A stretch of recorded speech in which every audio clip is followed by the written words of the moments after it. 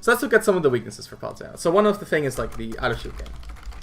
And another thing we can talk about is that their rising aerials are bad versus small characters. Then there's her recovery. And if you guys want to add anything to this, then, you know, please go ahead. So her ground game, relatively lacking. So I feel like if Ron is going to win this, which, I mean, we know he's going to win this, it's going to be through exploitation of, like, these factors. So in general, for Palutena, the game plan is going to be, you know, keep Kirby out. So what do you mean ground game lacking? So we can go into her frame data. So her jab is frame 8, and this makes her fastest ground move her dash attack. Menahu, hey man, Garlic, Gravity, hey everyone, good to see you guys. So her fastest ground move is going to be dash attack, and dash attack is minus 21 on shield. So a character like Kirby is going to be able to up smash that out of shield and maybe take some stocks extremely early. It's also, I don't know if Palutena's dash attack can cross up. I've played against her quite a bit, but I don't really remember it doing that. That said, I do play Shulk, so we usually play like a longer range, so cross-ups don't usually happen as much. So it's pretty consistent to punish the dash attack out of shield, right? And then her second fastest options are like up tilt and jab, which are both obviously not that great.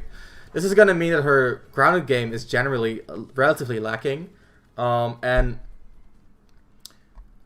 general, she kind of compensates for that with her her Rising Nair. But her Rising Nair doesn't hit Kirby.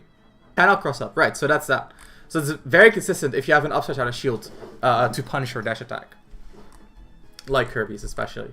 So then her neutral air doesn't compensate for her ground game. Galaxy Brain emote. That's cheating, man. That's cheating. That's cheating. You gotta post it. You gotta build up the channel points. You gotta build up the channel points. So yeah, she kind of relies on rising neutral air to kind of mitigate that, and she uses dash attack as like a way to patch up her poor ground game. But it's not quite enough to make it a good ground game. Her speed is amazing, so her speed is really good. And her grab is obviously arguably the best grab in the game. So she does have a ground game. But there's holes in her ground game. I think that's the best way to look at it. So it's not like... ground game, that's why I say relatively lacking. So she's still like a top 5 character in the game, in my opinion. So there's not going to be anything about her character that's going to be like explicitly exploitable. Because characters that are that exploitable, they just, you know, they wouldn't be a top tier. Because you could just constantly exploit that weakness. Versus Palutena is going to be harder though. So this was a student goal for 10 students. So thanks everyone who did book a lesson with me. I really appreciate it. Thank you for believing in me, because I know I'm not super established yet, but I really do believe in the content that I'm providing, and I'm just happy to see that other people are willing to believe in it as well. So let's get into it. I think grab Bliss versus a crouching Kirby, right? So yeah, rising aerials. So let's just tools bad. So her tools are relatively bad versus small characters.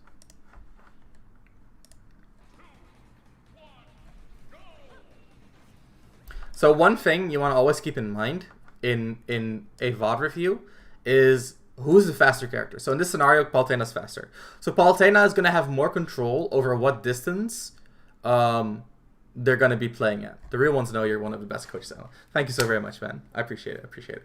So she's going to control the distance at which they play at. So you got to watch how Palutena moves as opposed to Kirby. So Kirby is going to try to get into his best range and Palutena into her best range. But Kirby's kind of at the mercy of Palutena. So for one, it's going to be how does the faster character move? And two is going to be, okay, so what ranges do they put themselves in exactly? So that's the first thing we see is like, if we look at the distance between these characters, there's a constant like mid-range and there's like a retreating jump.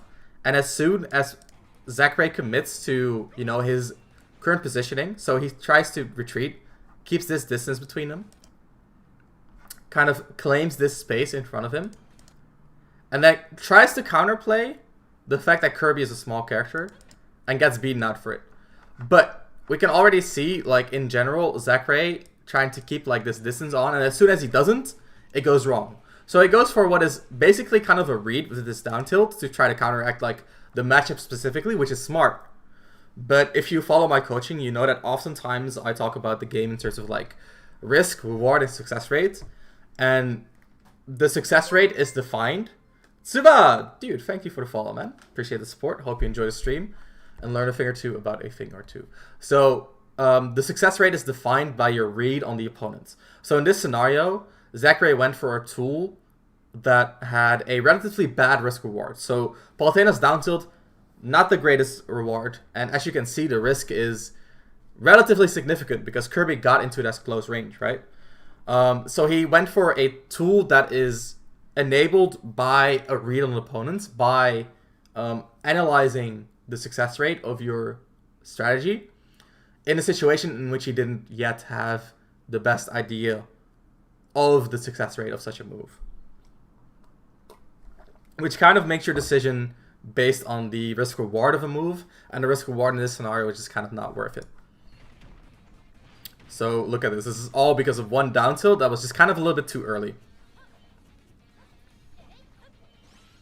So one thing that's very noticeable to me is that Zackray is a pretty active player. So if we look at like the beginning of the game, and I don't know if this is like 100% true because like this is only based on like 20 seconds of me watching, right? But look at how much he throws out already. It's like the landing forward there, he didn't really need to. The down tilt to try to wall out. And then as soon as he gets back to neutral, instead of like resetting back to a longer range, he kind of plays this range. So this is logical, right? So playing this range at this point, Kirby whiffed the neutral air. He's gonna probably pick a defensive option to compensate for the whiff. So Zackray wants to make use of that. So this goes wrong as well. And at this point, if I was Zackray, I would just roll out or just kind of reset the range. But instead, he stays in like this bubble. How does Palutena lose to Kirby? I generally don't see how Kirby has anything in the matchup. We're about to find out. We're about to find out. So one thing, I do want to kind of correct myself. So one thing that Palutena does, or that Zackray does, is he uses a full hop to get outside of like the Kirby bubble and try to set up pressure again.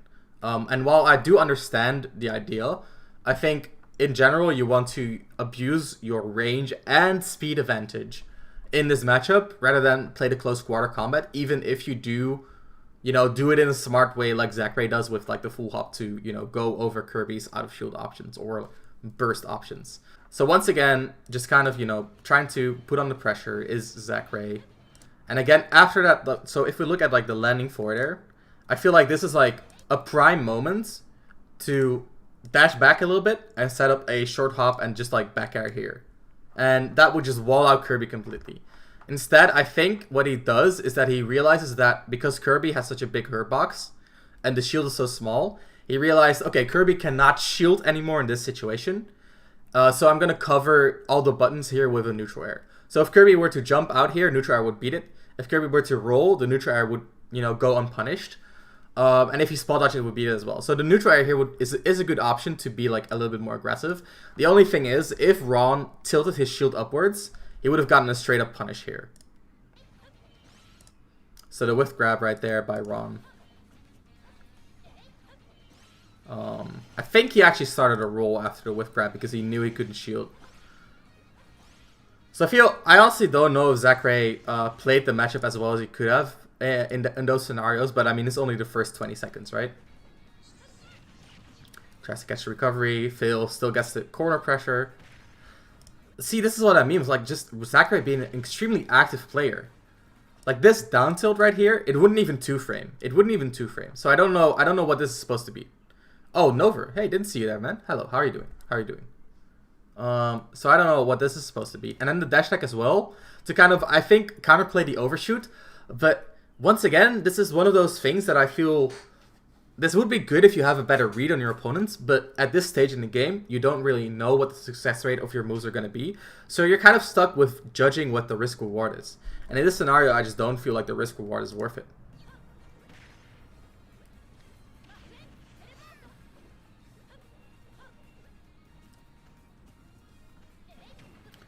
Okay, so again, this is the exact same thing we saw. Was this online?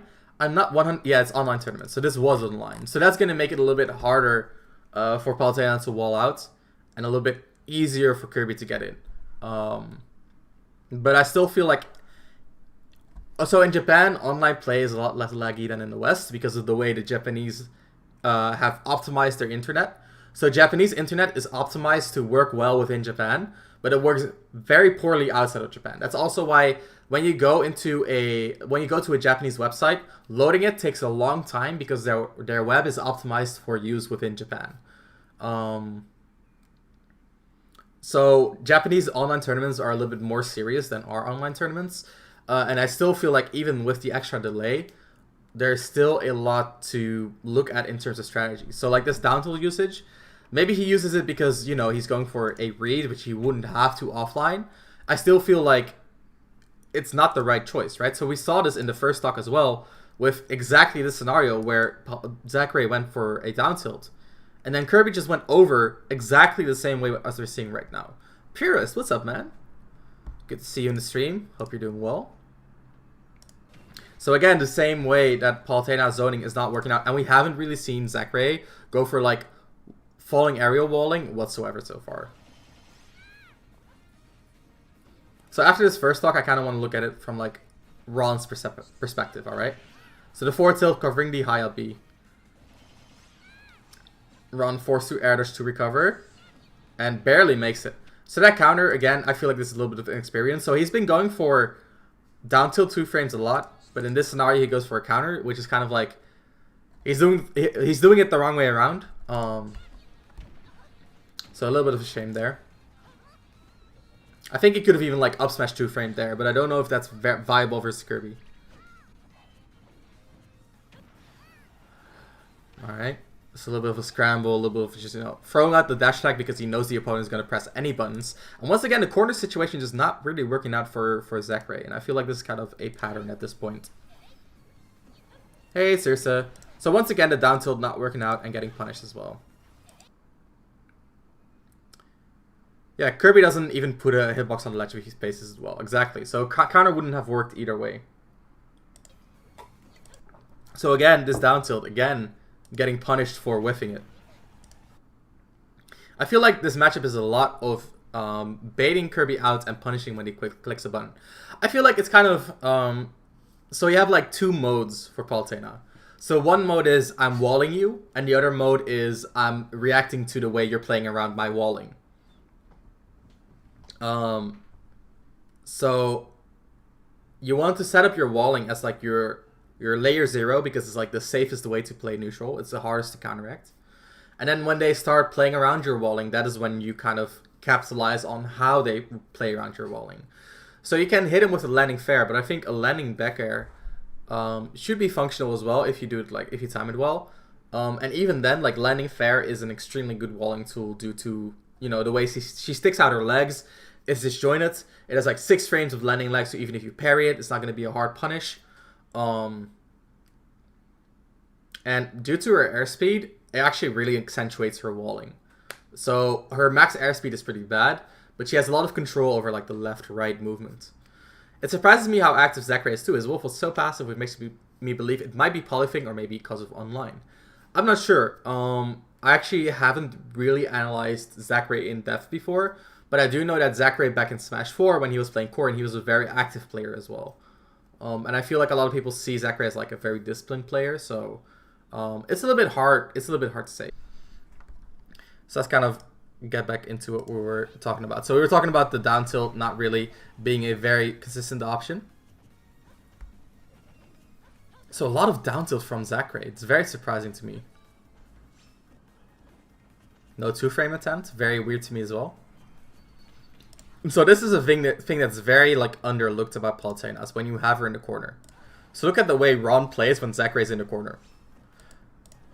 So normally when someone's in the corner, this is like prime position to like do a landing aerial or to just kind of like dash back and forth and try to bait something out. Versus Palutena, because of how strong her dash attack is, you kind of have to play a different game. So look at how much range Ron is giving Zackray. So he's playing, even though Zackray is in the corner, he's playing around Zackray's burst range. And that's just such a different dynamic than usual. And this is going to allow Zackray to just kind of like do a slightly advanced short hop and then wall him out with like a back air, stuff like that. This is a back air. Not what you thought it was. But yeah, so Zackray kind of dashing forward, claiming the space he was given. And once again, Ron playing around the burst range. And now we're going for this, the landing aerials that we were talking about. And in a lot of ways, this is kind of just a reality you have to deal with when you're playing versus Palutena. You have to respect how strong she is when she is in the corner because of how good her dash attack is. And this kind of goes for like Snake as well, because they both have like invincible dash attack that beat out a lot of options. So yeah, very important to keep in mind. And Zackray plays it very well. So he claims the space at first, then he uses the space to set up a landing aerial as well. Just kind of really using that room. Ron, on the other hand, as we mentioned, kind of playing around the burst range, dashes back in to pressure again, and then does a very small short hop to kind of reposition himself. So that's very interesting as well. That's going to at least keep Zackray guessing on the position. I don't think it was a very big deal in this situation, but I do think it's worth talking about. So a lot of characters cannot do this, but because Kirby's short hop is relatively quickly, done relatively quickly, he can actually react to the full hop and kind of use it to reposition himself, I guess. So in this scenario, he knows Zackray is still kind of feeling pressured, still kind of fighting his way out of the corner, and goes for the dash grab. Very good, very well done. Very nice. So look at that. So Zackray going down here, and then Ron shielding off this area.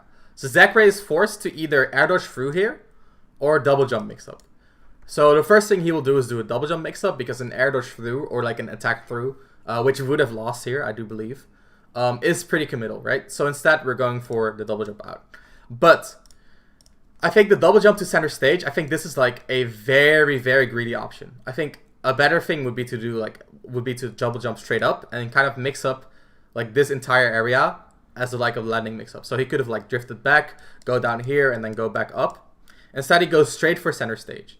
That's very greedy, because right now, as you can see, Ron is going towards center stage to kind of cover that and make sure that Zackray cannot make it there. So in this advantage, oh god, I messed up. All right, let's go back. It's all good. So in this advantage, I feel like it's just way too risky of an option to take, going to center stage. What's up, Oscar? What's up, Minion from Hell? How are you doing? So look at this. The bubble, then he double jumps to center stage. As we mentioned before, we've seen this a lot in like coaching. Double jumping to center stage is greedy. Instead, he should have gone for a lower risk reward option, like going to the ledge. Instead, he's forced to like kind of deal with this additional pressure here. Has to air dodge. Actually makes it back to the center of the stage through this mix-up, but then he's just a little bit too greedy. That's the double jump mix-up. That's just one of those things that multi-jump characters can do, you know? You cannot commit to the landing until all the jumps are done. It's very easy to do when the opponent doesn't have multiple double jumps, because you just count the single double jump. But in this scenario, Zackray just a little bit too hasty, and I do believe like it's kind of a thing about Kirby is like or about multi jumps. So multi jumps, strong landing mix up. So they are stronger when they're close to landing, but they are weaker at. So they're weaker versus juggles. So when you juggle someone with multiple jumps, like usually say you're playing versus like an extreme example would be like Greninja, right? And you got them in disadvantage and you aim to hit them. They just double jump out and kind of reset the situation. Characters with a low double jump cannot really do that, because with just the tiniest bit of overshooting, they already get caught out of their jump.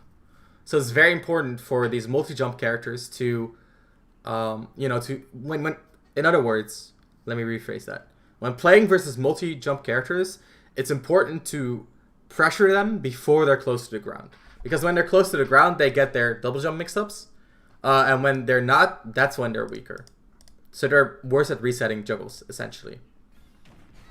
So just a bad call by Zackray. So let's look at that first stock. Actually, let's see if the revenge gets put on board.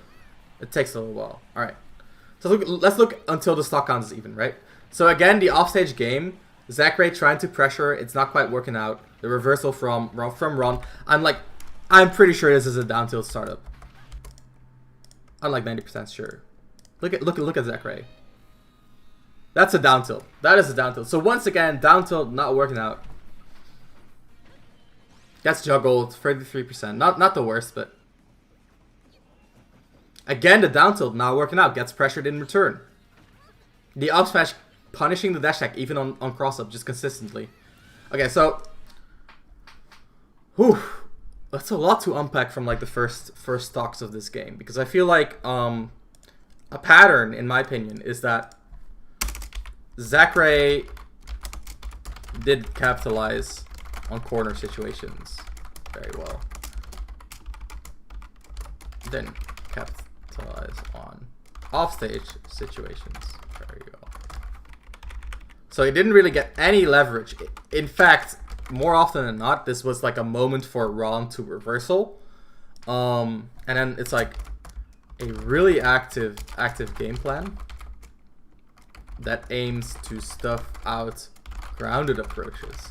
So he lost to a lot of like these rising aerials because of like the down tilt approaches, or him trying to jump over things and just kind of getting intercepted. I think that happened like once. And then there's just like in general like the move choice risk reward is pretty poor. So I feel like he had a good idea of what he wanted to do to kind of play around the way Kirby wants to approach, but that kind of assumes that Kirby has to weave around Palutena's hitboxes. But Zackray didn't really throw out a good walling game. So walling game lacking.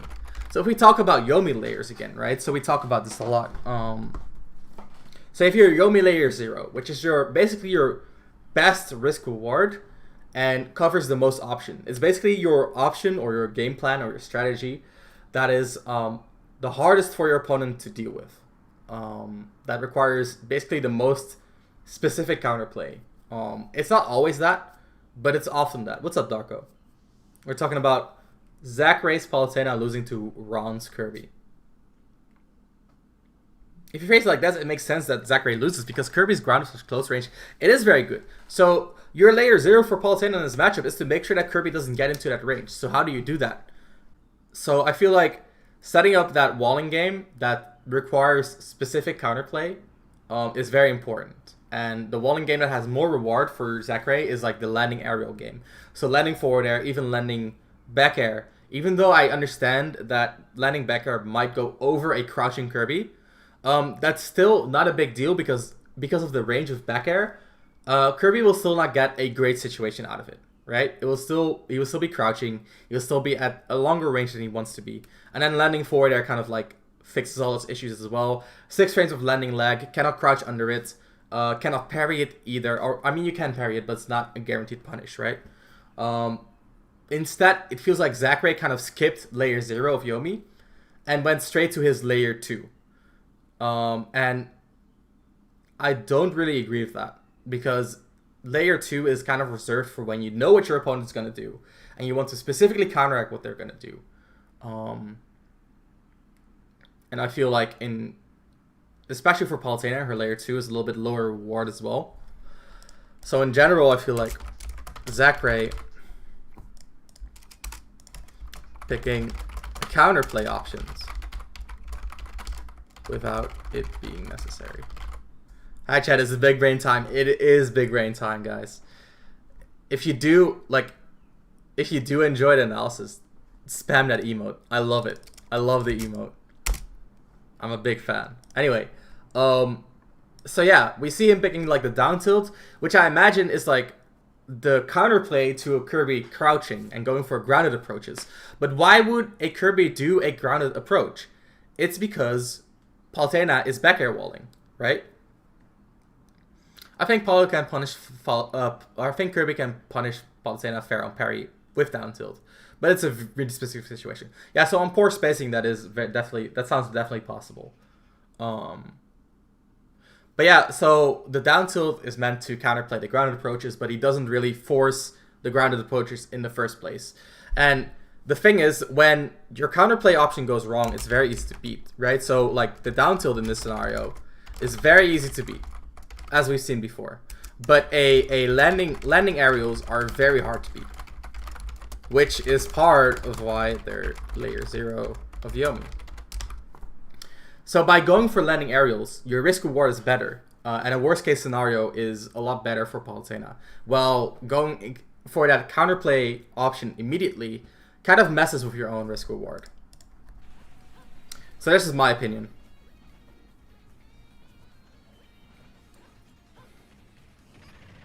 Right, so the forward air. So this is like the neutral air. I get it, and this is kind of like weird to me, right? Oh god, I need to. All right, there we go. This is weird to me because this is kind of what we were talking about a little bit ago. Is that Zackray is such an active player. There's no reason for him to do this neutral air. This is like a hard read. This is like, I'm occupying this space. But the fact of the matter is that that neutral air is pretty laggy, and this is one of her more punishable tools. So for Palutena's like standards, it's a little bit higher risk reward than her other tools could be.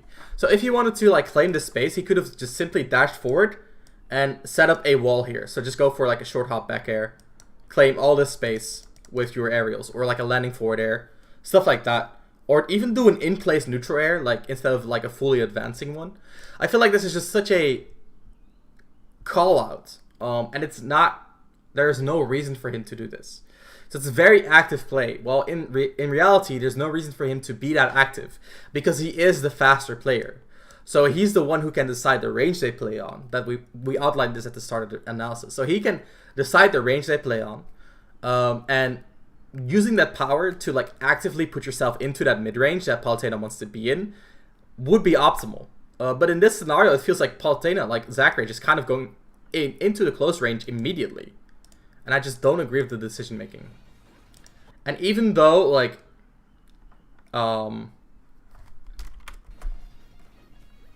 he doesn't get punished for it, this is still like, this is a landing mix-up. So this was a forward air, an attempted punish because he thought it was on time, right? I don't know if he was close or not. It could have been just a few frames off, right? Yeah, so this is one frame. And then it's basically, it was one frame off of punishing it. So that's like the risk that Zackray was playing with. And then he does well by once again full hopping in the neutral or in the close quarter combat situation. So he did that last time as well, full hopping in close quarters, which is really good versus Kirby because Kirby's full hop is very low because he's a multi-jump character.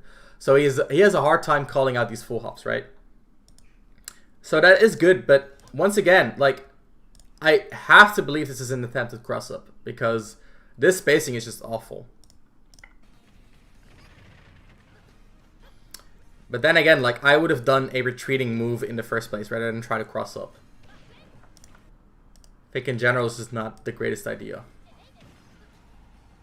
Look at this as well, like, just immediately from the corner, jumping, alright, getting the landing. And then, instead of, like, punishing the landing with, like, a dash attack, for example, he just goes for the straight interception. So I don't, like, once again, like, this is probably, like, a frame off or something like that. So it's not, like, the worst choice in the world. But it's just not the greatest risk-reward. So I feel like a lot of Zackray's ideas are correct. But I feel like the risk reward attached to the ideas are not expressed well. Actually, let me rephrase that. The way he expresses his ideas does not have a good risk reward. And that's why you trade one hit of Nair with back air. That's not a good trade. So yeah, the neutral air. And that's just Kirby being small, of course. A little bit of a tech error at best. Alright. I've actually been trying to implement this myself. Trumps. I think Trumps actually have more potential than we give it credits for. But yeah. So that's going to be a full stock lead. And this entire stock, so ever since Ron respawned, like, He's almost untouched. And just look at what happens to Zackray. Plays aggressively here, gets mixed up for it, right? Gets punished for poor spacing. He just puts himself in close quarter twice in a row there. Goes to the ledge, goes for an interception that is entirely unnecessary, especially with a toolkit like Paluteno's, right? Once again, puts himself in close quarters as well. This was a mixed-up situation, so this is just kind of like the rock, paper, scissors falling, you know, on the wrong end for Zackray. But still, like, this is a greedy double jump, man. He could have gone to the ledge here and just tried to play from the ledge there, but instead he wants to recover to the stage. If Ron did not shield here, and if he just kind of called this out, he would have gotten a kill. Like, with anything, basically. Because this is a double jump side B. Like, if he even dash attacked here, he would have been able to 2-frame Palutena for free. So, all in all, like, not the greatest risk reward. And he's kind of missing out on the neutral air as well, putting himself in close range. Again, landing on the stage when he didn't really need to. So look at this. He can land, he can go to the ledge extremely easily. He can go high, he can mix up a warp, you know, with like a double jump here, etc, etc. Instead, he just double jumps and and by double jumping this late, he kind of limits the space that he can land on to like this area of the stage, and it's all very reactable for Ron to punish it. In this scenario, he kind of lucks out because Ron wanted to like hard read the landing here, which he did, but he kind of messed up on the execution, right? But he got kind of lucky that Ron hard committed to that, because if Ron waited here, he would have covered the landing basically whatever Zackray did. It would, maybe Zackray would have gotten away with it, but it wouldn't have been a good scenario for him at all. So yeah, just another bad decision in my opinion. And then the trump to finish it off. Woo. Yeah. So there's the nair.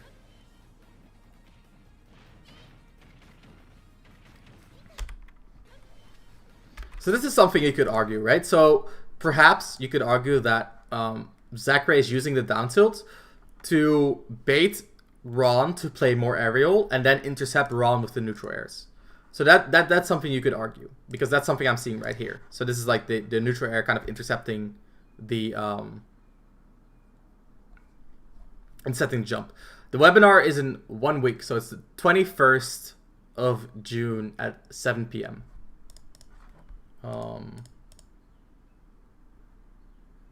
Hang on, guys.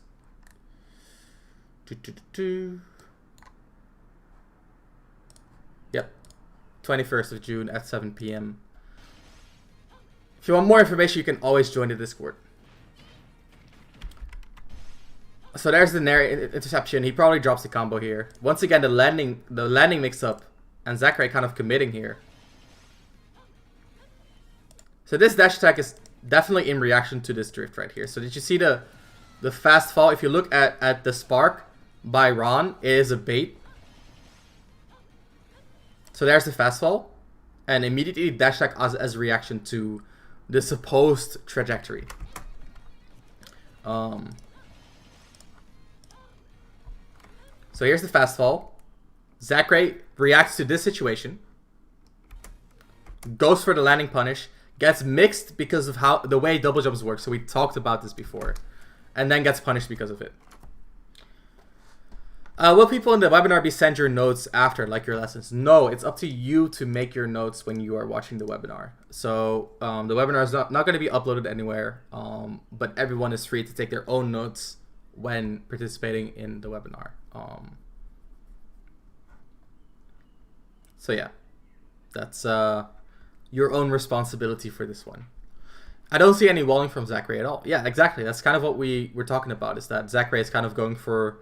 so basically he would be walling, just like real school. Well, I mean, it is a seminar, a webinar, right? So how does one register to it? So if you join my Discord, there's a channel for the webinar, which gives you a lot more information about what it is, when it is, and how to sign up for that. So check that out. So join the Discord, and I think, do we have a command for Discord? There you go. There's the invite link. And yeah, if you need any more help, feel free to DM me on either Discord or on Twitter, and I will help you along. Yo, Monkey D Astra, thanks for the follow as well. Thanks for joining the stream. Hope you enjoy the content and learn a thing or two about a thing or two. So, if Palutena would be walling, Kirby would be having to do very specific like actions to get around the walling. And it feels like Zackray is counterplaying those actions rather than setting up the walling as like an established first layer first. With Kirby, you usually have to bait and play around Palutena's range. I definitely agree. But right now, I don't feel like... I feel like the counterplay... The reason why Palutena wins this matchup is because even when Kirby is baiting, Palutena can win by simply not committing at all. So even though Kirby can bait, there's nothing that is going to entice Palutena to swing, because Kirby's burst range is relatively low, and his threat potential is also relatively low, right? So yeah, I feel like I'm kind of missing like the first layer of neutral here. FX for the follow, Fabian. Really appreciate it. Thanks for joining me in today's analysis. It's a big punish just for messing up on that juggle. And the teleport makes up very good.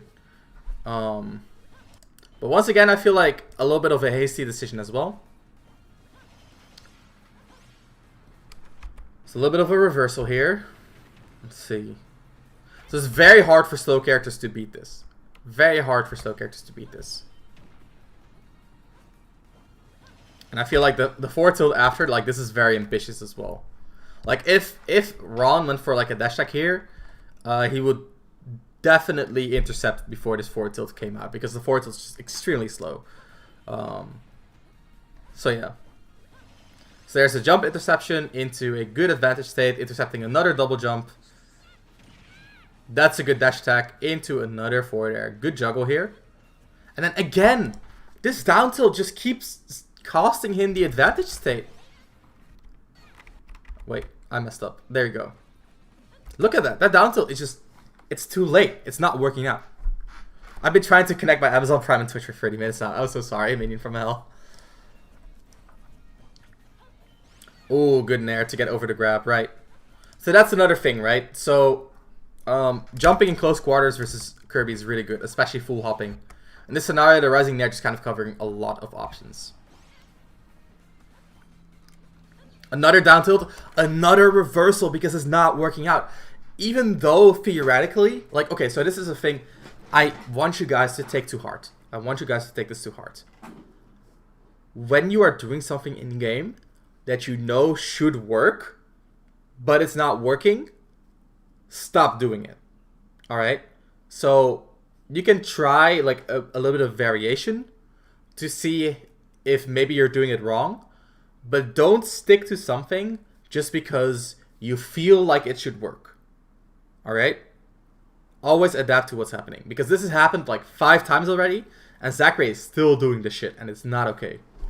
It's not okay. Because cornering Kirby is like the best situation to be in. Like the best possible situation for Palutena. Because Palutena is fast. Has a lot of control over the range she wants to play at. When she puts Kirby in the corner, Kirby has 0 control over the range that they play at. Normally, Kirby can use his movement to, like, you know, go a little bit, play a little bit back and forth. In the corner, he cannot even do that. So Zackray just consistently dropping that. And there's again the double jump to stage. We've seen this time and time again as well. Zackray just kind of floating up here and going straight down into the Kirby.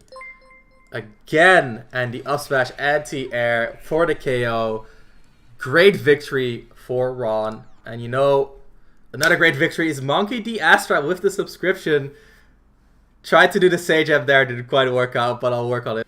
So I kind of want to review the first game and kind of look at it from the... Are there any length limits? No, dude, go ahead. Do your worst, do your worst. So I kind of want to look at the first game from Ron's perspective. Because we saw a lot of what Zackray did wrong, But let's look at what Ron did right. Because one thing that really stood out to me is that he never once used the dash attack.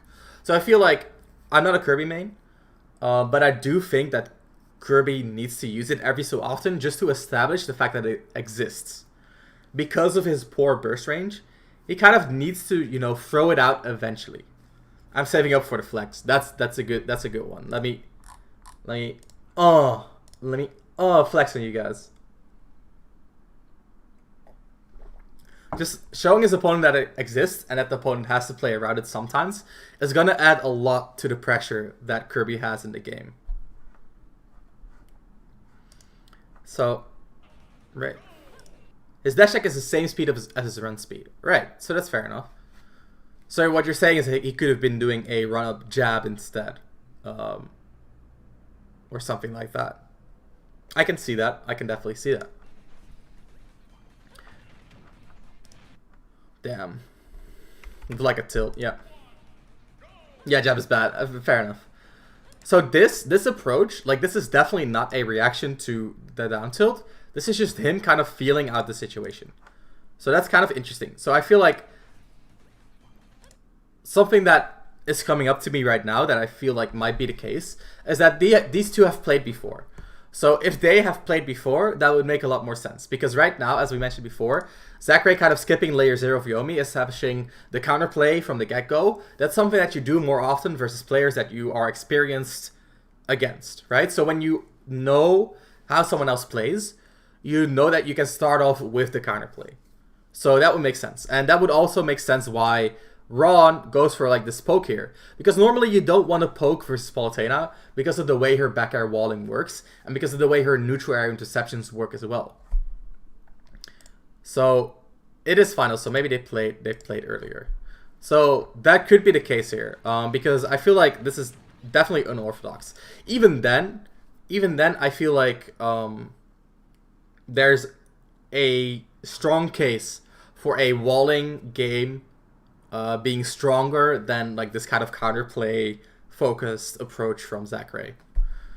I was watching Nintendo Twitch for the NA Open, but Vicky Kitty gives me headaches. I think she's a pretty good commentator, honestly. I'm definitely more of a play-by-play commentator. What I see Ron is doing a lot is Ron's keeping a distance away from Zackray and then goes in when he sees an opening.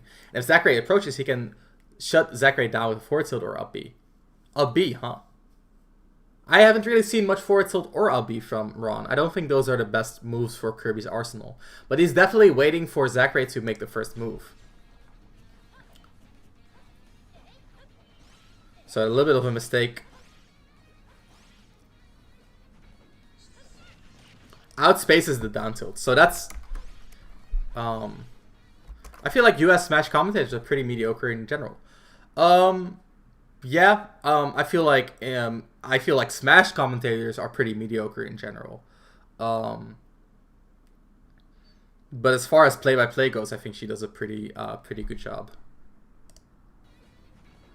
So look at this, definitely just barely outranging the down tilt here. Yep, very nice spacing. So this definitely shows how experienced Ron is in this matchup. Hi Ramses, recently discovered you and I'm amazing listening to you, and I feel like you're one of the few coaches and tutors who actually makes really significant efforts to helping others. Thank you. Thank you so very much for watching my content and enjoying it as well. And thank you for joining me in my stream and taking the time to tell me that. I really appreciate it. Thank you so much, Noir Sparkles. TK, Coney, and EE carrying Smash on their backs for real. I think TK and EE are a little bit too jokey for my liking. I think Coney is really good though. They're funny, but I don't think they add a lot to a Smash game personally. They don't add a lot to the gameplay. They add more to the viewer experience. And that's, I mean, that has value as well. So if you like that kind of stuff, then they're amazing. D1, I think D1 is good, man. I think D1 is one of the few like really good all-round commentators. Up B has always been a gimmick move. It seems super safe, but it could have easily been a matchup plus online. Yeah, I mean, I don't know about that specifically. I'm scared he'll say something crazy. I mean, that definitely sounds like something that EE would do. I found this channel 10 minutes ago. Man, dropping the support in 10 minutes, that is that is a compliment of the highest degree. Thank you so very much, Monkey D Astra. I like your username. That One Piece reference. So the rising there, kind of intercepting there. Very surprised he could even do that. So here we're back in the mid-range, and he's definitely waiting for Zackray to make the first move. And then when he approaches, he knows that the way that Zackray reacts to the approach is with the down tilt. So we saw down tilts already. And look at the moment. The moment that Zackray reacts is the moment that Ron dashes forwards. So it's definitely just like the way that Zackray wants to play this matchup. But I don't really see how Kirby would even approach on the ground. Like, I can see like a run-up grab, but outside of that, like, what's a high reward option for Kirby when he approaches on the ground? Like, my chat could fill me in, but I don't see it, right? So his strongest, highest reward approaches are the air approaches, so I feel like you should kind of counterplay those. Reverse up tilt, but it's low range, right? So that's not really an approach, right? It's kind of like a close quarter tool. So he needs to be in close quarters first. Down tilt is alright. I agree, down tilt is alright. My favorite commentators are you, Itano, Circus, D1, Prog, and Coney. So that's a good lineup. I think Itano is a great commentator. He's been making a lot of improvements. I think in Smash 4, he was kind of like looking for his identity, and he's really found it. And he's coming to his own very well, very well. I think a good Smash commentator should be able to bridge the gap between high-level players and regular scrub viewers, and a lot really don't do that. It's hard because a lot of like the high-level stuff that people want to hear is very in-depth, and Smash is a very fast game, so it can be very hard to keep it entertaining and informative for the low-level players, while also making sure that the high-level players still learn things. I love HBox's commentary. He's a very smart player, and he's well-spoken, so yeah. What do you think about Max's commentary? I think Max is good. But I feel like he is a little bit too all-rounded. So Max kind of his play-by-play is all right, but is not the best. And I think like his analysis is really good. But I feel like in the US commentary culture, it's not really about how much you know, but how entertaining you are. So I feel like Max kind of compensates on how much he shows his knowledge by trying to be more entertaining. And while some do enjoy that, I think that if he focused purely on his knowledge, he would be a lot better of a commentator, because he is really smart. He's been playing the game since Brawl. I met him a few times. I played with him a few times. And he has great insights, but he just kind of, to me, and I feel like commentary is very subjective, so you shouldn't take this as like the Bible. To me, I would appreciate his commentary more if he focused more on how much he actually knows about the game. He is entertaining, though. I think he is entertaining. But I think that's not like his strong suit. That's not the thing that's gonna you know, give him the breakthrough that he kind of wants. Because right now it's all Coney, TK, and EE. A part of that is the streaming teams. So in the US, when an event gets announced, the event hosts, like the TOs, they hire a stream team, and then the stream team hires the commentators. So if you hire VG Bootcamp, you're going to get the VG Bootcamp commentators, and the VG Bootcamp commentators are EE and TK Breezy and Coney. So that makes it really rough for a commentator like Max, who's from the East Coast, from like New York, from like Tri-State. It's very hard for him to get the best spots. And the same kind of goes for like Vicky Kitty, and the same goes for Virum, and the same goes for D1. That's why you don't see those duos on the mic frequently. Have you heard Ethan's commentary? I have not. A very, very good one is Virum. Yeah, so Virum is an example of like pure analysis. So Virum's analysis is very strong, but that's basically most of what he does. And if you enjoy analysis, then he's going to be your favorite commentator. He's obviously very good at what he does. Very well spoken. I think he's arguably the most well spoken commentator on the scene. And it makes me very jealous. When I'm sitting next to him and I'm speaking my shitty Dutch accent English, I cannot compare. But, you know, that's what makes it cool. Just seeing how good someone is at his craft. Did you ever commentate with TPK? Or no, I have not. But I really want to. I think his energy is amazing. He's one of my favorite European Smash commentators. Why do you have your taskbar on top? Because all the menus for any program is on top. So I would put my computer menu on top as well. It kind of makes sense to me. What were we talking about? About Vir, just commentators in general, I guess. The British accent is cheating. It's very true. It's very true. Because I would appreciate his commentary more if he did that. I don't think he's all that entertaining right now. Talking about Max Ketchum, I assume. Yeah, I can definitely see that. I can definitely see how you would appreciate a more analytic style. I feel like in general, the European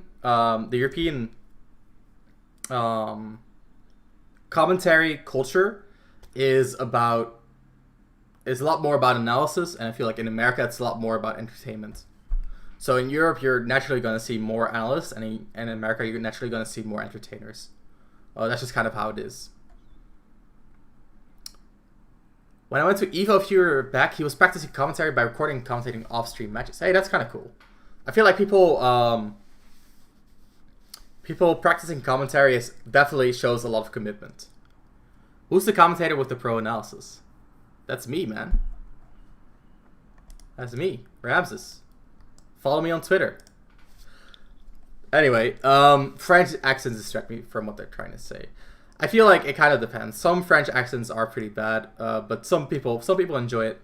I'm not the biggest fan of accents in general, like non-native accents. I don't like my own accents either. But I feel like a lot of native speakers don't really care as much. So yeah, let's actually get back into this before it's gonna take like 5 hours. I did promise viewer battles. So yeah, Zackray's response to an approach is gonna be the down tilt, and Ron just immediately going for the aerials kind of shows to me that either they've played before or Zackray does not really know what the strongest, most consistent options are. Back air walling. So far it's kind of feeling back and forth, right? So eventually Ron is gonna explode. It's gonna be interesting to see how that happens. Thoughts on Fauster? I feel like Fauster has amazing energy. Has like the best energy out of any Smash commentator. But I think in terms of English-speaking commentary, there are choices that are more accepted by the general public. So I don't think Fauster is bad. I think it's actually really good. But I think whether you like his commentary or not is very much a matter of taste. And in general, like I mentioned, the culture for European Smash commentary is very much so analysis, and Fauster is more so about the hype.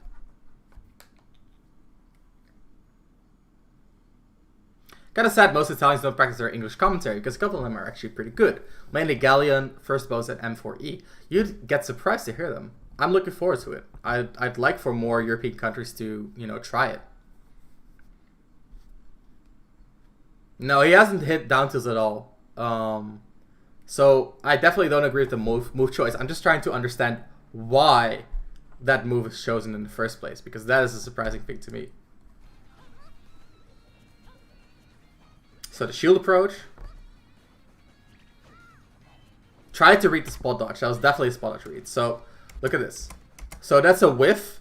After a whiff, people go for defensive options. Reads the spot dodge by charging the forward smash. Gets away with it. No right to get away with it, but he does. Again, the forward air from the ledge. He's almost never in disadvantage because of the down tilt usage. I think it's very bad down tilt usage. Because it's not even a neutral, but the advantage state used is kind of sacrifices his advantage every single time. Yep, so again, the whiff, getting pressured again. This was an online match, yep. Back air, and there it is. That was the landing mix-up we were talking about before. Dash attack. So here he finds like one or two good interactions. Once again, the down tilt from the ledge getting intercepted into big damage. Good juggle right there by Ron.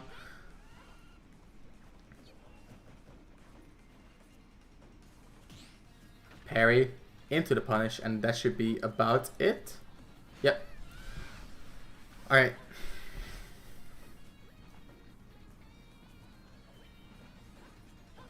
Yeah, so these landing forward airs is really not... I think really Zackray really just doesn't know the matchup. So that's weird to me. Because if you don't know the matchup as Palutena, what would be the thing that you go for? It would be walling aerials. It would be walling someone out. No, his stack is wrong. They actually do it the other way around. Or this is, I think this is the Japanese spelling. And I think this is the Japanese spelling for Zackray. Oh, so I don't know for sure, but yeah, exactly. So this is wrong.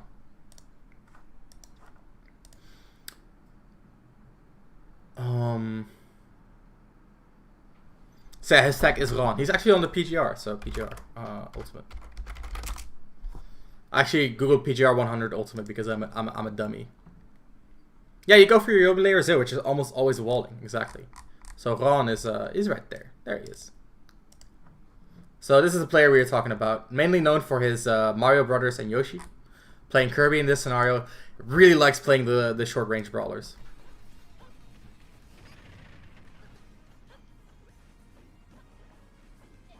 Very good pressure. So what he's doing here is he's covering the stage bubble. So we talked about this before, like right, the bubble of death, without committing at all. So looking at this, he covered this double jump, forces Zackray to weave back to the ledge, then again covers the bubble. Goes a little bit too high, but I get the idea. I think it's a good idea. That's not a punish, by the way. That move is -2. So if you grab, I think usually the grab trades, but you might be faster in some scenarios as well. I'm not 100% sure.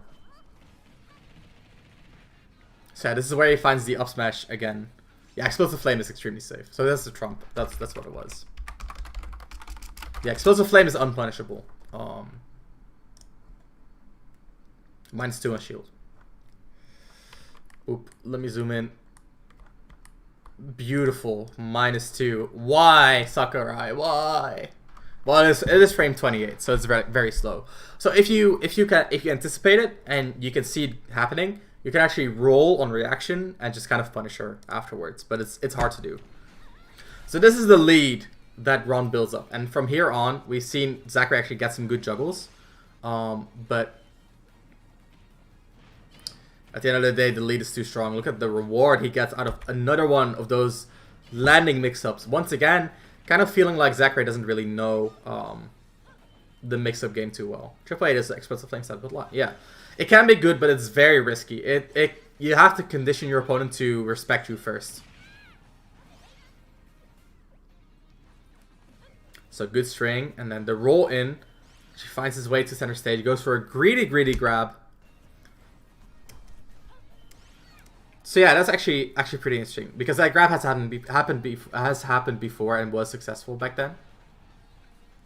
But at this point, it just feels like this stock. It just feels like Ron kind of mashed his way to victory. He just kind of went for all the moves, and all the moves worked. So he got the back air, he got the forward air, and then he gets the anti-air as well. It just kind of all worked out for him.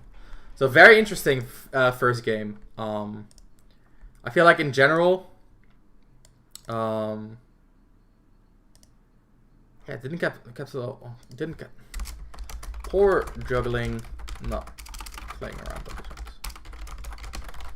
So in general, I feel like Zackray didn't really abuse Palutena's strengths very well. Didn't really we didn't really see Ron abuse these weaknesses that we kind of outlined before we started. Perhaps you could argue that this was abused because he kind of, or well, to some degree, Zackray tried to play around this by using down tilt, but it didn't really work out. I feel like in general, in the situations where he wants to use down tilt, he could also be using like dash attack, and it would cover the rising arrows as well. It would be a lot weaker on whiff, and it would be a lot weaker on shield as well. But it would cover those aggressive options. And Ron is not really shielding either. So game number 2, walling aerial. Already a different Zackray here. We can see the walling forward airs. And then just kind of Messing up. 1, 2, 3, 4, 5, 6, 7. Okay, so he dashed forward. So he got caught in his dash. I think he wanted to dash attack here. So he could have actually spot dodged that, I do believe. But yeah, just a little bit off on the spacing. Of course, on Wi-Fi, it's very hard to space well. It is a very strong smash attack for sure. But yeah, just kind of messing it up there. So look at this. Already more full hops, a lot more walling coming out from Zackray. But he's just still playing that close range. Still playing that close quarter that he's been doing before. Advancing forward there, putting himself in that close quarter. And then again, going to the platform. This is still close quarter. Drop through. Tried to pressure, but I mean, come on, man. It's just not worth the risk reward here. That was a good space forward there.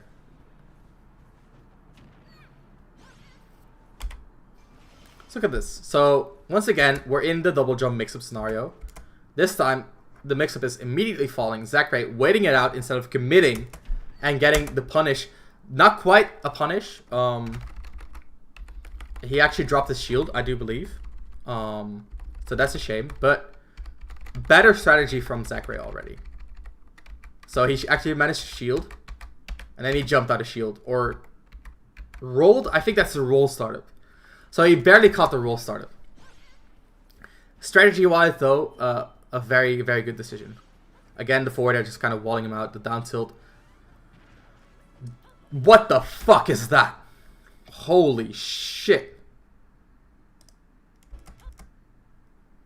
Okay, well, that's Kirby with Palutena's hair.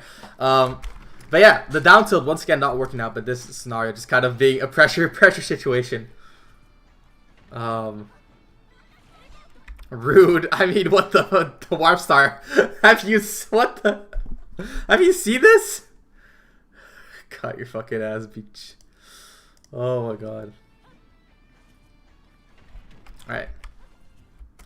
Palu 4. That is 4. You can call Kirby bad, sure. Alright. Hit me with the true Warp Star, but don't call him ugly. Wig is snatched. That's all I'm saying about that one. Alright, so the down tilt not working out. Going for a second down tilt. That's going to put him in a mix-up scenario. It's going to make Kirby extremely ugly, but it is what it is. So once again, trying to pressure the landing and going for the landing moments. And I feel like, again, that's kind of not the way that you juggle multi-jump characters. You have... Whoa, what does he say?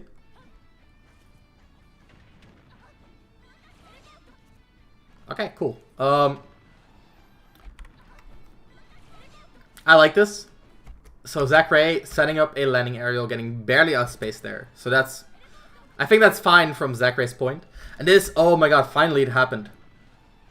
Ron trying to get the down air 2-frame. So I actually imagined that that was kind of the way that Ron won this matchup, by abusing the 2-frame. But it just kind of hasn't happened. And that's because, so there's, it sounds like Odo showed up, but my Japanese is non-existent. Kind of the same here. So when Palutena abuses from above the ledge height, she doesn't get a 2-frame animation. And Kirby doesn't really have the pressure or the speed to force her to recover low. So 2-framing her is actually not really going to happen a lot in this matchup if Zackray recovers correctly. Again, the side B setup, barely hitting, a shame, but it is what it is. The forward air walling. Alright.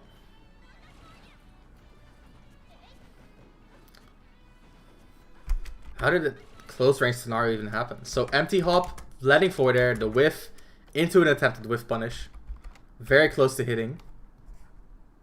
Let's see. I'll see how much off that was. So that's frame 1, 2, 3, 4, 5. Alright, so a decent amount of leeway. So this is a lot more what I would expect out of Palutena versus Kirby. A lot of walling. It's just that because of the way Zackray plays his advantage state, he's not really getting a lot out of the walling. Going low to cover the recovery, very smart. No jumps left. Counter, no counter. The mix up with the high up B. We saw him establish the ledge snap of B in the previous game. And that's just kind of the mix-up right there. The back are coming through.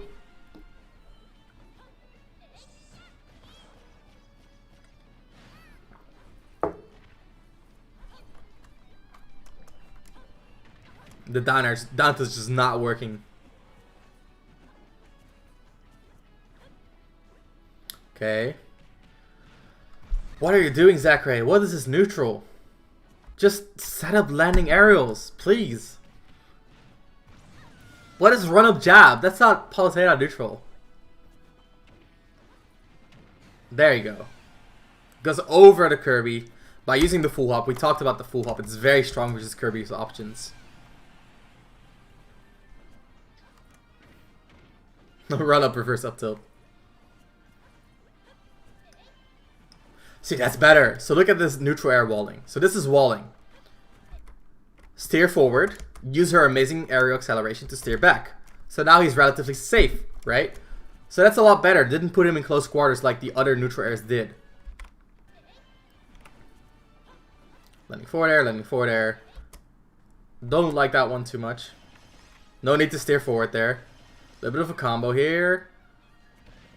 So this is what I was talking about, right? So Kirby cannot jump out of this disadvantage. So he gets caught by another hitbox. So this is abusing Kirby's double jump. So look at this. This double jump here, it does nothing. This jump is useless. So it gets caught. And then again, the jump out. So if Zackray kind of dashed forward a little bit more and then came from straight under Kirby, he would have covered both jump or all the jump trajectories with his up air. But he didn't. So I feel like in general he could have like capitalized on this a little bit more.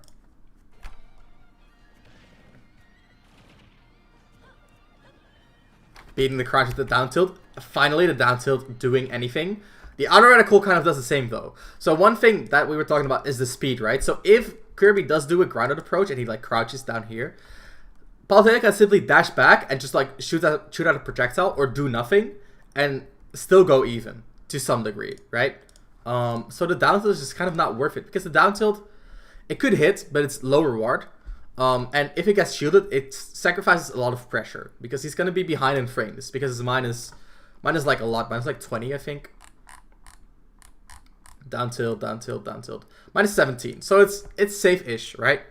But yeah, I feel like just kind of setting up neutral is going to be a lot better than straight up anti-approaching the grounded approaches. Good punish.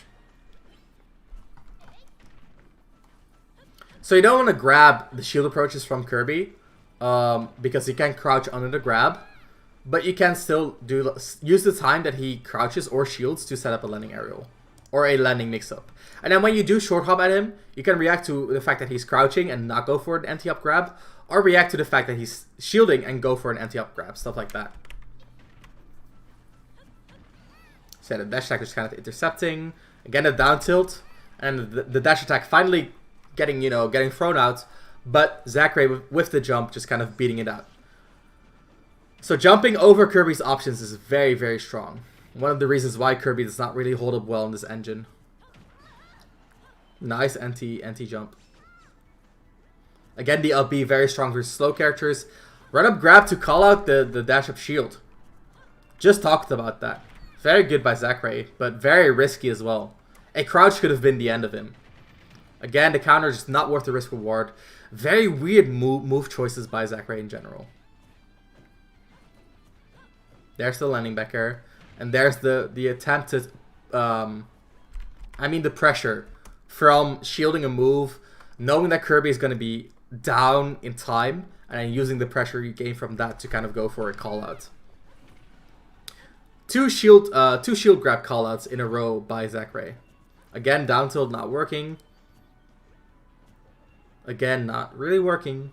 Ron playing a very patient game. And again, the down tilt just kind of getting counterplayed. I definitely agree with you, Super Sammy. It has too much counterplay, and it just doesn't cover enough options.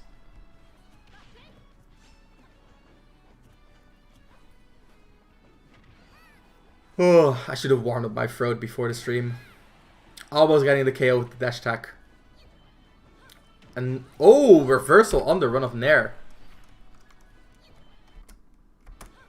Damn. Try to go for another one. So that's a little bit greedy on Zackray's part. Kirby. Again, down tilt and just a little bit off on the timing there, but definitely good reaction there. Only one used very sparingly, yeah. I love good Kirby gameplay. He's so fun. Yeah, Ron. I mean, Ron is playing it very well, but I feel like it's. I hate to say it because I feel like it discredits the player, which I don't mean to do. But I feel like this win is more so Zackray playing bad than Ron playing very well. Ron is making great use of the opportunities that Zackray is giving him, but these opportunities shouldn't exist in the first place. Back air out of shield. Again, the back air, the landing mix-up. So Zackray just kind of contesting the landing too much. You should kind of accept that once multi-jump characters are close to the ground, you can kind of try to, you know, set up when they do land, but you cannot react to the moment that they land because of the fast fall and double jump mix-ups. So that's a very important takeaway from this set. Again, the forward air. It feels like Zackray is the one getting walled by these forward airs. Down tilt getting punished this time as well. Just not working out. And the warp, he could use that so much more. How does Kirby manage to go through Palutena's down at the ledge? I get caught every time. Ooh. So you can do a high recovery with a high up B, or a sideway recovery with an air dash to the ledge. Or even space your up B to the side, and then just kind of go for like a very horizontal recovery. So those are some mix-ups you could try out. So the forward smash on the whiff punish, that's just balls as fuck. But I mean, Palutena, as we meant, or Palutena, Zackray just very active in this matchup, which he doesn't need to be. Gets whiff punished here. I have to say, it kind of feels bad that once Zackray does start walling out here, he does mess up and get punished for it. But a very important thing to know about walling is that you need to wall with purpose, right? So you're walling.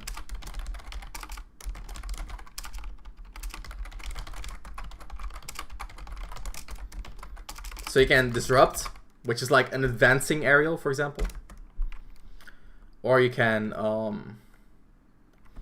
just kind of beat out their hitbox. So that's like more of a retreating aerial. Or intercept. So intercepting would be like specifically trying to get a rising aerial intercepted before they go into the aerial part of the short hop. Yo, hot boy key 12. Thanks for the follow, man. Appreciate the support. Hope you enjoy the stream. Hope you learn a thing or two about a thing or two. Down to this is very hard to get around Monkey D. Astra. I don't really know how you consistently get around it, honestly. I just feel like in this scenario, Zackray is doing it wrong. But yeah, so disruption is more like, in general, trying to, you know, beat out the opponent's plan. But interception would be more like beating out a specific aggression. So this could be like overshooting someone's backdash, while intercepting would be like going for a rising aerial when they try to advance on you. And then beating out their hitbox would be like retreating on your end. And then because they spaced on your previous position, you're now going to be further back, which is going to allow you to whiff punish, stuff like that. So I feel like Zackray's walling just kind of doesn't really have great purpose to it. So we saw his forward air was spaced poorly. We saw his forward air spaced poorly because it was shield grabbed. We saw it spaced poorly because it got whiff punished. We saw a lot of the ways in which his walling just kind of did not work out.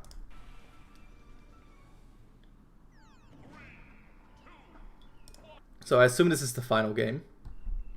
And it's a lot more of the same so far. We've seen Zackray transition into more walling, but look at that, like, you cannot even call this walling. This is just aggression. But there's no reason to aggress versus Kirby in this matchup. This move has literally no, like, this strategy just should not exist. Look at the risk reward. Doesn't get the combo, doesn't overshoot the up air to cover the multi jumps either. I like the song though. Hey yo, I'm here to catch the last game. Hey Kevin, how are you doing? Hope you're doing well, especially after yesterday. So the parry on the walling as well, so it's getting a little predictable even.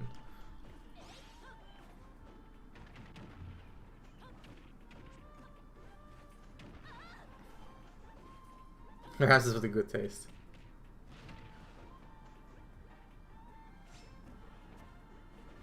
Yeah, so all these interactions just kind of flew by, in my opinion. So kind of a trade right there. And then again, just the forward air intercepting, and then the down tilt just whiff punishing. Just cornering Palutena. It's working out so very well. Zackray just kind of swinging. I'm doing okay. I had a good talk with some people. Good to hear, man. Yeah, again, like, look at this. Ron just landing, going for the up smash, just immediately going for the anti-air. So the anti-air here was the right read, just a little bit off on the spacing. Would have almost killed. So Ron just kind of asserting his dominance, and Zackray not really capitalizing on it. And there it is, the anti-air on the neutral air. Just kind of waiting for it, man. One thing that I do think is very important about the way Ron plays is that for Ron, there's a strong mix-up between like crouching, shielding, and fair poking. So I feel like this is kind of like his core mix-up in neutral. And it's working pretty well. Because, like we talked about, between crouching and shielding, there is like a very strong 50-50 in the sense that you want to beat shield by doing a landing aerial or a grab, and both kind of get mitigated by crouching. And then when you do these two things, which are both like waiting, the opponent starts to like set up on your weights, and then you start intercepting him with your forward air poking. So I do like this, but I feel like in general, it's not a strong RPS, and it doesn't really, it kind of assumes that your opponent is active, which Zackray is, so it works. But I really want to know how would Zackray, or how would Ron react to a less active Palutena. Nice, the forward air string.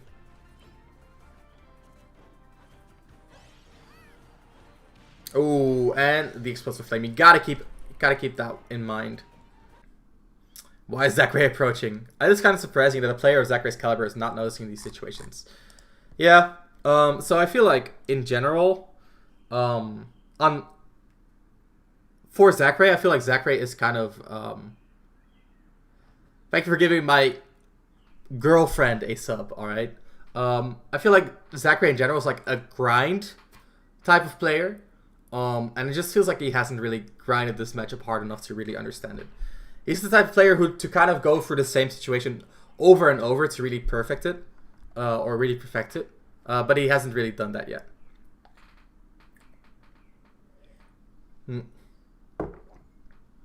Let's see. So yeah, thank you so very much for the subs today, man. 36 subs already. That is crazy to me.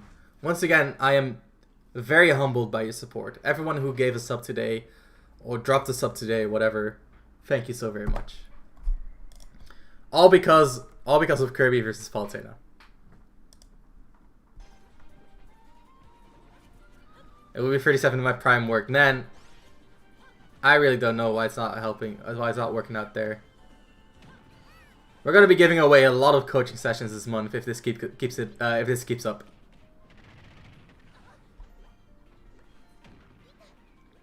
Okay, so let's look at that real quick. So this is again kind of like the down tilt not working out, and then the anti-air, again the landing aerial getting punished, and then Zackray with another bad double jump to stage. We see this time and time again. This time intercepted, no jump, and we talked about this.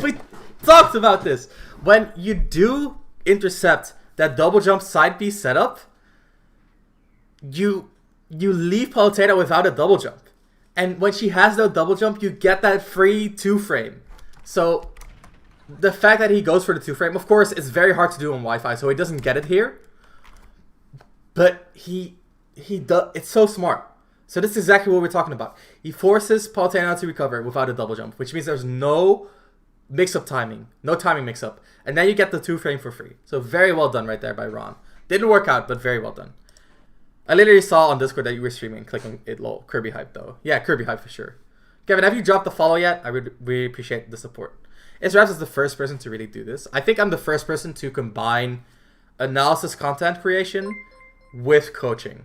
So there's the follow. Hippo64 and Kevin Fornate. Thank you so much for the support, guys. I really, really appreciate it. Really, really appreciate it. Hope you enjoy the stream and learn a thing or two about a thing or two. I think he could have waited and nared for the 2-frame. Yeah, so he could have done a lot of things, but this would have like sealed the stock immediately, right? So a down air, very lasting, very strong, of course, is a spike, unlike neutral air. So neutral air might have been a little bit more of a consistent option, because it is a little bit faster, I do believe. But yeah, I think I'm the first community member to combine Twitter tips with analysis videos and coaching. So there's that. Let's look at it. So neutral air is frame 8 and down air is frame 18. So neutral air would be a lot more consistent, but they both linger about the same. Well, actually, neutral air lingers longer, so 8 to 32, and this is from 18 to 34. So neutral air would be more consistent. Your entire system of coaching is a first. Yeah, so the way I approach coaching is very unique for sure. It is very different compared to the established coaches. I'm sorry, I'm I have a little bit of cold. And I'm sorry for the disgusting noises as well. Extremely helpful too. Thank you so very much, Random. I'm used to the timing though, so I can hit out of it consistently. So that's the thing, but this is Wi-Fi, so it's going to be a little bit harder. I don't know if this is Smash on Twitch too much, but I feel like he's done quite well for his coaching skills and analytical ability. Within Europe for sure. I don't know about my American outreach, but it's getting better. I actually have a lot of American coaching students as well. Possibly more American students than European students, actually, which is kind of crazy. Just goes to show how many of my friends support me. So that's very good. The landing getting caught again by Zackray. And again, the back air, very strong.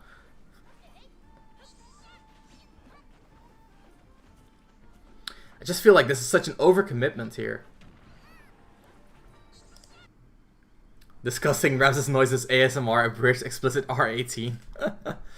Who are the established coaches? I literally only know you as a coach in the Netherlands. So I'm the only coach in the Netherlands, probably. I think Muck kind of counts as well, but he doesn't really do coaching.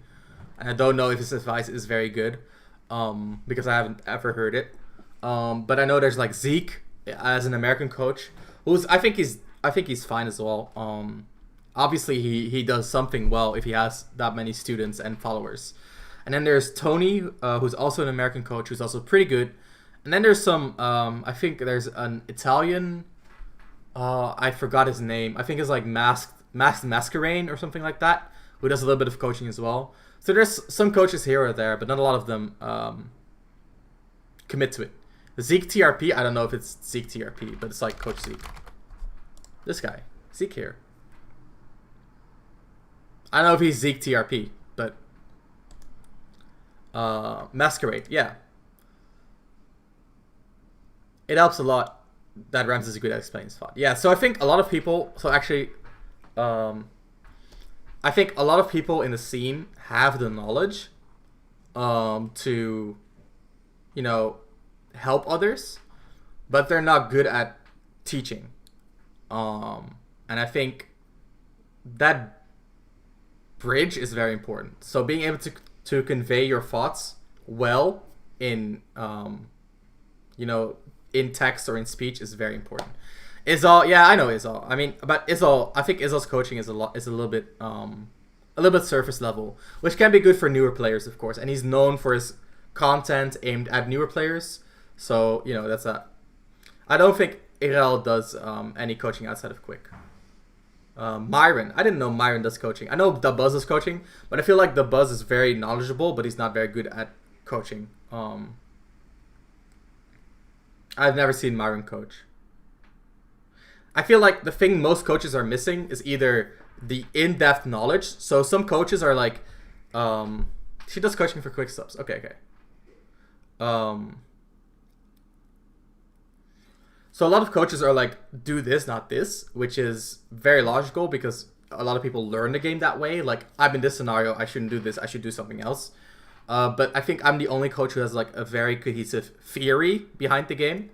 So a cohesive theory can make teaching a lot easier because I know what steps you need to go through to understand the theory that I have. And that's gonna make it a lot easier for me. Outside of that, I'm like a commentator as well, which means I'm practiced at you know, conveying my thoughts into words well. But yeah, teaching is a skill for real. I definitely agree with that. But yeah, so like I'm good at conveying my thoughts. I have a theoretical theory, like a theoretical basis, which I base my coaching on. And I feel like coaches often miss one or the other. I also have a lot of knowledge as well, which helps as well. So there's that. So look at this. Look at the forward air, just so aggressive, just kind of putting himself off stage into the corner, and does make it out of the corner without any issues, but it's just not the best situation you want to be in, right? There's a forward smash on the air. That's very well done. Very weird, because normally Palutena's would like back air here, right? So a hard call out on the air dash right there. Once again, Palutena going to the platform. That's why Smashville is actually a really good stage for Palutena, because the platform is going to allow her to do a lot of warp mix-ups. Excuse me.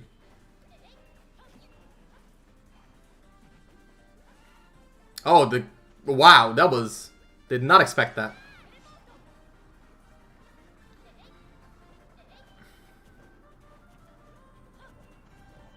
Ooh, the forward air multi-hit. Just a little bit of an error that happens. The down tilt. Bad DI on the down tilt. That could have been it. And then gets... Oh, almost gets reversal. Alright. Yeah, I definitely agree, Monkey D. Astra. I think it's breaking down complex stuff and understanding how someone learns that complex stuff. So you start with the easy parts of learning it, and only then do you learn the harder parts, and then do you learn the harder parts. But the thing that I think is like, okay, so this is basically how I see it, right? Is that, so if you have the game, there's like a lot of concepts in the game, right? And a lot of people, like a lot of the concepts lead into different situations. So these all have like their own consequences, right? And all of these lead into like further things, and etc., etc. And then each of these leads into more as well, right?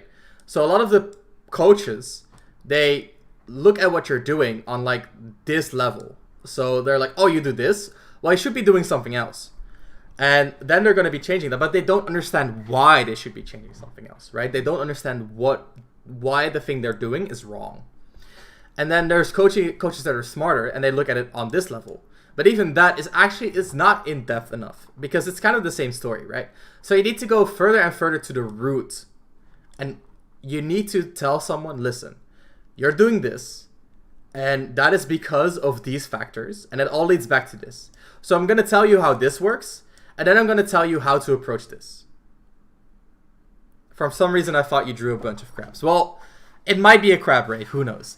So you got to explain someone why the thing they're doing is wrong. And you got to explain it not on this level, on like the final result, but on the root cause.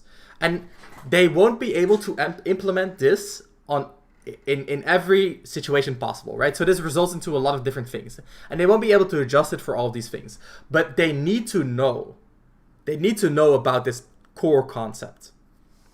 That is the most important thing, because when you know about the core concepts, that's when they can start teaching themselves, and they can start fixing it themselves. So you can tell them what you're doing here is wrong, but if you would do that, then if you would go after all of these things, you would have to have like 20 coaching sessions and go through each situation individually. And that's a lot of work. But when someone understands the concept, they can apply that understanding to these very situations themselves. And I think that's very important. So it's all about building an understanding of the game and not an understanding of the situations. And actually, if you are interested, I actually do... yeah, good to have you here, Elida. I hope you are doing well too, especially considering how, you know, intense yesterday was.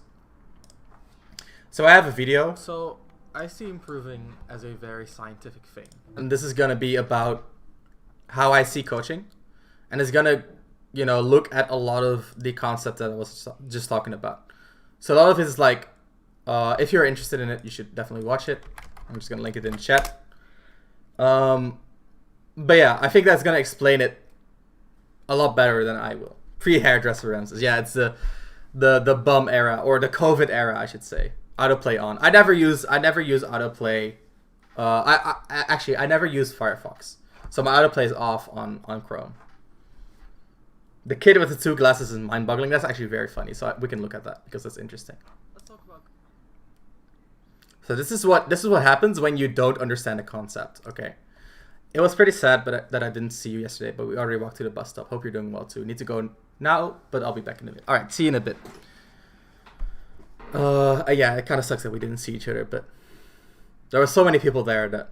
So this is what happens when you don't understand a concept, but you do understand the situation. Another way to look at it is through this video. The same. The same? Those two are the same now? Yeah. Okay. Good? The white is the same. Huh? Good. Okay, now watch this. We're going to take the blue water from this glass, and we're going to pour it into this glass. Now, does this glass have more water? Does this glass have more water, or are they the same? Has more water. This one has more water? Yeah. Can you tell me why? Because that one's higher than that one. This kid does not understand how water in the glasses work. What an idiot. What an idiot, right? This kid does not understand how water works. No, but for real, what he understands is the situation. So the situation is water level is higher. Fool, this kid is dumb.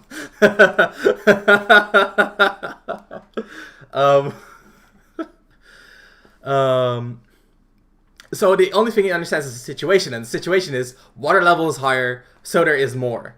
But the underlying concept is that there's like the size of the glasses at work, etc., etc. So there's a lot that goes into it. He is only aware of a symptom of having more water in your glass, which is that the water level is higher. His worldview is based on experience, and he never has had reason to believe otherwise. He also never had reason to explore other possibilities. This kind of system of thinking about it works fine for him, and he's never had any indication that it's wrong, which... So that's kind of like the core of it. So a coach will tell you, will look at you, and he will see these type of situations where you don't really understand what's going on, and then they will help you understand the concept behind it. And that's why having a coach is very, very important. Very, very important. So let me scroll back up a little bit. You actually look super young in the video. I kind of do. This is still part of the VOD here. We're actually on a tangent about coaching and teaching, but we're looking at the final game, so you're just in time to catch the end of it. Do you have any advice on teaching new players how to improve? It's a little bit hard because everyone learns individually, so you have to I find it very hard to give proper advice to players who just spam side B with Zero Suit and ask what they're doing wrong. So that is very hard, and to answer that question would take a long time. So I think I'm gonna have to do that another time. Ramses got to buddy a kid at the tournament and tell them they're dumb. Kind of reminds me of the 1 kilogram feather bag versus 1 kilogram steel bag. Which one is heavier? Yeah, it's kind of the same. But steel is heavier than feathers, right? So you think steel heavier than feathers, so steel is heavier, right? So you don't really understand the underlying concept of weight. So that's kind of that. By the way, for the people who just joined in, I just kind of quickly want to go over the donation goal. So I'm just going to type !dono goal and leave you guys to read that. If you are interested, you can donate. It will all go into setting up online Parsec, which is going to be very low lag online play for Smash. And if you're not interested, then that's fine as well. Ramses does beat me and call me dumb. I do. I actually don't. I don't call people dumb. I always help people with questions after sets. I'm the best. From my very limited coaching experience, I feel like people are often reluctant to change root causes because it requires to take a few steps back. Yeah, it's hard to accept that you don't understand. A lot of people don't want to admit that they don't understand. So that's, one of the worst mental blocks you can have, for sure. And a lot of people, everyone can have Parsec. But yes, it plays it on desktop. So it's easy to do on desktop because it requires no extra setup. But for the Switch, you do need extra setup. So I link Smash with my PC through my capture card, and then I have to get some extra hardware to detect inputs from other people across the internet. So that's what the money is going to go towards, the other hardware. So when you just play it on PC, you don't need the extra hardware. Smash Ultimate on Parsec. Yeah, for sure. It's going to be Smash Ultimate through Parsec online play. What's good, UMR? Glad to see you. Hope you're doing well. But yeah, Ambro, I definitely agree. I think that's a very, very apt, very sharp observation. So for Switch specifically, you're going to need the extra hardware. So I just kind of extending here. Gets caught during the runoff. No big deal though. I mean, we've been over most of what happened in this set already, so I feel like a lot of it's just kind of like the same same things we saw. Like this double jump back to stage. We've seen the way Zackray aggressively jumps back to stage. What's the SSBU 2.0 patch about? It's just me making a patch, man. Like what would my ideal 2.0 patch be? That's all there is to it. It's so aggressive. Such overextension as well. Using the platform to kind of mitigate his full up pressure. Alright. So yeah, these aggressive double jumps to stage definitely big factor. Again, the double jump to the stage is happening time and time again. Very big factor into why Zackray is losing this, in my opinion. Again, the aggressive double jump. And, you know, Ron has been punishing those. He's not super consistent on every one of them. But it's definitely a big factor, in my opinion. Yeah, I think it's very weird as well, Warp Star.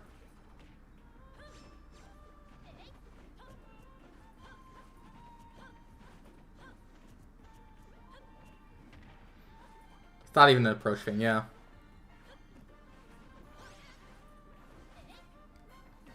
Yuzu Emulator is not ready for Smash Ultimate emulation yet, unfortunately.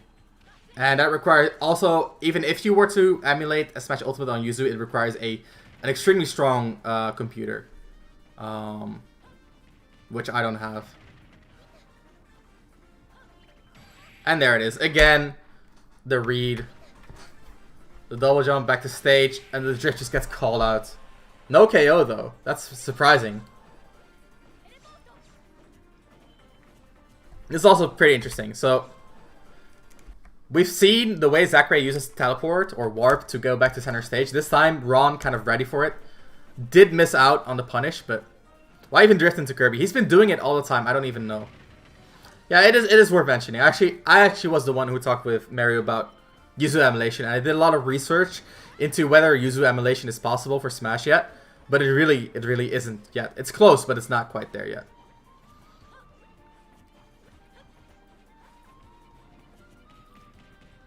And there's up throw. Yep, there it is. Alright. So what are the takeaways from that set? So I feel like a lot of what we talked about kind of came true. So they already capitalized on like his advantage state in general. So we saw the down tilt whiffs and Ron getting out of the ledge situation instantly. In these quarter situations, Zackray did a lot better, but it still wasn't what you wanted to see. Like he still didn't really wall the opponent out. And I think the bottom line is that Zackray kind of picked out these counter pick options in game 1 without being necessary, and kind of went for like these down tilt to cover like the landing approaches, and didn't really go for the landing aerials at all. And then when he did go for the landing aerials, they were all kind of purposeless. So it was walling without a purpose. So you want to wall to either like disrupt or to beat out your opponent's hitbox or to intercept, stuff like that. But in this scenario, I feel like Zackray didn't really do any of those. And then combining that with like a very active game plan where Ron just could kind of wait his opponent out, and eventually Zackray would approach in a dumb way, didn't use projectiles, didn't set up landing areas very well. And that just kind of led into Ron just kind of not having as bad of a neutral as he could have had. Combining that with like the poor advantage state from Zackray, or relatively poor I should say. And then finally, we really saw Ron mixing up his approaches pretty well between these three options. It's got to be an issue regarding Zackray's mental stack regarding unknown matchups. Yeah, I feel like that is a very very possible. But then again, something that we kind of pointed out earlier is that it's weird that when he doesn't know a matchup, he goes for these weird counterplay options rather than going for Palutena's strong options. So I didn't really capitalize on those at all. And then when he did, it was too predictable, and he wasn't really aware of all of the mix-ups he could have gone for, I feel like. So yeah, that's just my opinion. And then his disadvantage was kind of poor as well. Not trying to call Zackray bad, but that was kind of bad. Yeah, I feel like his decision-making was definitely a little bit below what we would expect from a player like Zackray. Especially since Zackray is usually, like, he's very good at playing risk-reward. Like, that's what makes him good. I'm not going to analyze more sets today, unfortunately. We're going to be doing fewer battles in a little bit. He's very good at risk-reward usually, but in this game just kind of didn't come to fruition. It might be because Palutena is not his main character, but who knows. But yeah. Hope you guys enjoyed that analysis. Definitely some interesting things that came up. It is kind of a shame that Zackray doesn't play a very standard Palutena, because that means that there's less to really steal from him. And there's also less to really take away from the set in general.